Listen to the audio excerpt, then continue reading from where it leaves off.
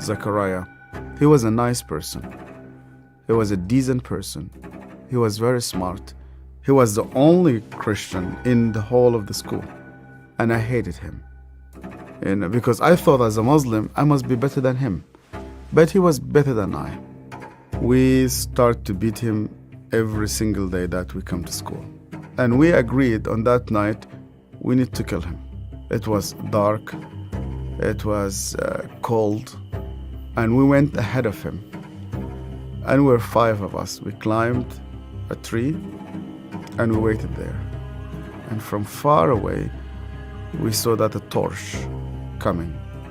And the light became bigger and bigger as it approaches us. And the minute that he just went under the tree, we jumped at him. He was crying, he was screaming, he was shouting. We broke his arm, we broke his leg. He started to bleed. And because he started to scream and begging for help, I put my hand in his mouth so that no noise will come out of him. It's similar when you are slaughtering a sheep, it's just shivering, and the others were beating him. I felt very proud. You were actually doing something for Allah. You want to please Him. And suddenly, he could no longer breathe, and we could not hear his voice. We left him in the wood between life and death. We went back, you wash yourself, and you pray. And Zechariah never came back. I've never seen him again. I was born and raised up in a very, very fanatic Muslim family. When I was a child, my father brought me to a Quran school. I was only 8 years old, and my father just dropped me there. They shaved my head.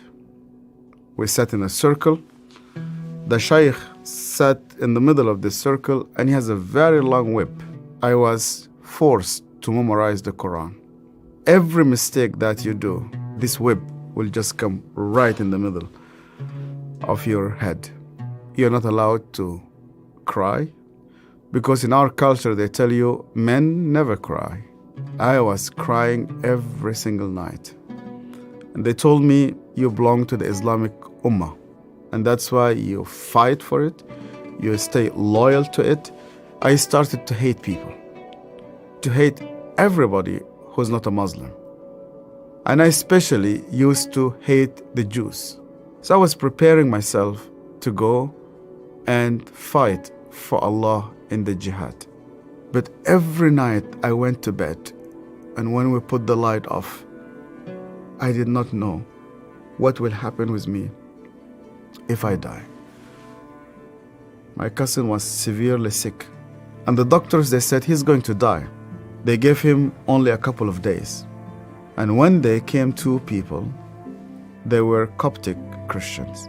And one of them wanted to greet me. And then I saw he had a cross. And then I pulled my hand back. I said, well, I'm not going to touch a hand with a cross. And then he said to me, we hear that this child is sick. We would like to pray for him. And only out of politeness, I told them, okay. And they started to speak to God like a person that he speaks to his friend. They said, God, please heal this child. The minute that they said Amen, this child opened his eyes for the first time in 4 weeks. He started to move his hands. He started to speak. He sat down in his bed and he started to walk. And one of those 2 persons who prayed sat down with me, and he said to me, you know what? The real miracle is that God wants to change your heart. Do you believe that Yeshua is alive? And I told him, yeah. Because according to the Islamic tradition, God took him to heaven and he's alive and he will come back one day. And he said to me, because he's alive, you can speak to him. That changed my entire life. And when I started to read the scripture, nobody needed to convince me to love the Jewish people. The only way for Muslims to start to love the Jews is when they meet Yeshua. I loved my family, I loved my father, I loved my mother, and I loved my community.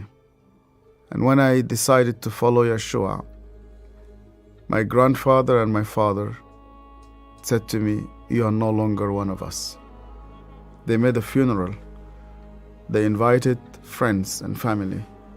They brought a coffin to the cemetery, and they said, "Our son is dead."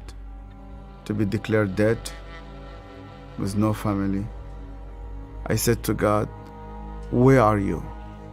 I heard this voice, and this voice told me, "You know that the grave where your name is written, you know that grave is empty. And guess what? My grave is also empty." I went to Egypt for the first time after many years, and I was in a pastoral conference. And one of the Sudanese pastors came to me. It's an elderly man, gray hair. He started to speak to me, and he asked me, "Where did you come from?" I told him my story. He started to cry. And then I asked him, "Why are you crying?" And he said to me, "Do you remember me? My name is Zachariah." And suddenly, I remembered him. The last time I saw him, it was in that dark night. I could hear suddenly the way that he was screaming, even though that was 25 years. Suddenly I started to see his broken arm and broken legs. I started to see the scars which I caused him. I started to be full of shame. I was a bad person, yeah. I was terrible. So Zachariah looked me straight into the eye again, and he said to me, "Yasser, because you hated me so much, I was always praying for you." He opened his Bible, and the minute he opened his Bible, I saw that my name was written in the first page. I hated him. He prayed for me. On that day, God confronted me. He said to me, "Even before you start to think about me, I was thinking about you. To love those who hate you, you need someone whose name is Yeshua."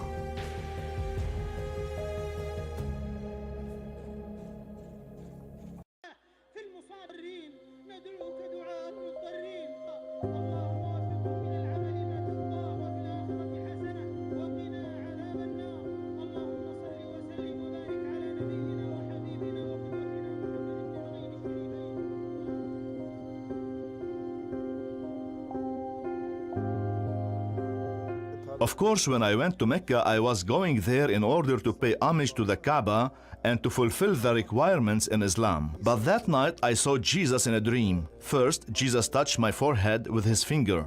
And after touching me, he said, "You belong to me." And then he touched me above my heart. "You have been saved. Follow me." "You belong to me," he said. So I decided, okay, I am not going to finish the Hajj, the pilgrimage. Whatever it takes, I am going to follow that voice.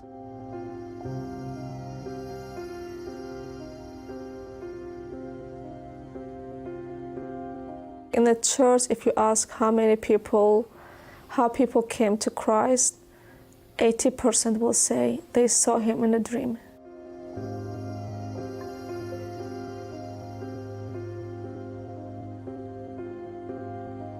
So I decided to ask him, and so I did. And then the next day, I guess, I saw a dream, and in my dream, I saw Jesus was a bridge. I decided to come to him.